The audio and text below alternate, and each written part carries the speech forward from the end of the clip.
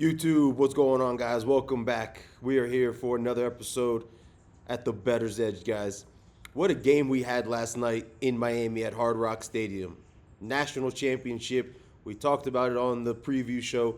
Indiana Hoosiers, congratulations to them. They win the game 27-21. However, the Miami Hurricanes do enough to cover the number at plus 8.5, even if you got it late at plus 7.5, obviously by losing by 6 points. We had a 5-star play on Miami, guys. We said we didn't think they had a chance to win the game. They had a small chance with the ball in their possession near midfield, down 6 with an opportunity to win it. But truth be told, the Indiana Hoosiers, as we talked about, are just a superior team. It's very difficult to beat the Indiana Hoosiers when you beat yourself. And we talked about it on the preview show. The Miami Hurricanes just make too many mistakes. Penalties killed them. They had a drive early in the game in the first half where there was a pass interference call that on third down that prolonged the drive. There was an offside call that prolonged the drive. And you just can't commit these types of penalties when you can get off the field and then that possession turns nothing, which should be 0, into a touchdown. Obviously, there was the block punt for a touchdown in the second half. These are just critical mistakes that you just can't have when you're playing against this Indiana Hoosiers team because, as we talked about on the show, they just don't beat themselves. The Miami offensive line did an outstanding job of protecting Carson Beck all night. They did a decent job in the run game. Their defensive line ate up the Indiana Hoosiers' offensive line, especially in the second half. They had loads of sacks. And all of these things kept Miami in the game, gave them a chance to not only cover the number, but get the ball back late with an opportunity to win the game. But the mistakes just continued to pile up. And when the moments got big, fourth down, we saw the Indiana Hoosiers and Fernando Mendoza in particular really rise up to the occasion and create the big plays when needed. They went to the back shoulder fade that we've seen all season in huge moments. And then on 4th and 5, Cignetti changes his mind. He first trots out the field goal unit out there late in the fourth quarter, calls timeout, says, no, we're going to go for it. He calls a QB draw. Absolutely brilliant call by the offensive coordinator in Indiana. Mendoza trucks the guy, John Elway style, twirls into the end zone and gets a touchdown. What separated these two teams at the end of the day, guys, was coaching. And one last thing that I didn't talk about, the disparity between the two teams in tackling was evident.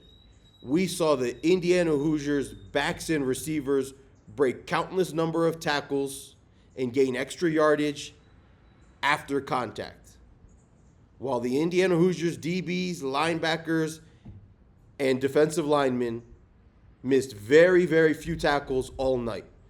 When you combine all of those things that we talked about, guys, as we predicted in the pregame show, we thought the game was going to finish within the number, and it did. But it was just too big of an advantage for the Indiana Hoosiers with the small details for the Miami Hurricanes to find a way to win that game. I'm not sure if you guys caught this. The last offensive play of the game for the Hurricanes. While they're huddling up, the camera pans over to Carson Beck, and he has a couple of choice words for Marion before Marion gets set and breaks out to his wide receiver position. I'm thinking, okay, there's a chance he's taking a shot to Marion on this play. A chance. Play unfolds. It's the last play for the Hurricanes. We know what happens. He throws an interception. ESPN goes to the replay of the play. You see the safety in the middle of the field. Beck thinks he has one-on-one. Beck already decided pre-snap he's taking a long shot to Marion. That was what he told him before they broke the huddle. Why is that important? Because once Carson Beck snaps the ball, he's already eyeing down Marion. The safety immediately rolls over the top. Carson Beck doesn't think twice. He says, I'm going this way no matter what. He's now double covered with the corner. And the corner sharp makes a great play on the ball, takes the ball away, and now it's game over. We also mentioned this in the pregame show. You just can't rely on Carson Beck to play a flawless game of football. And for 3 quarters plus, nearly the entire football game, he hadn't turned the ball over just yet. He wasn't brilliant by any means, but at least he was secure with the ball. And when the moment got brightest and a play needed to be made,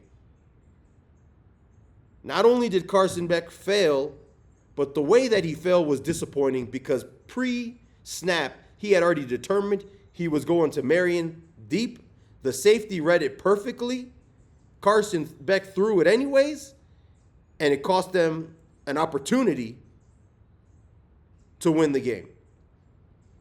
Guys, we had a brilliant college football season this year.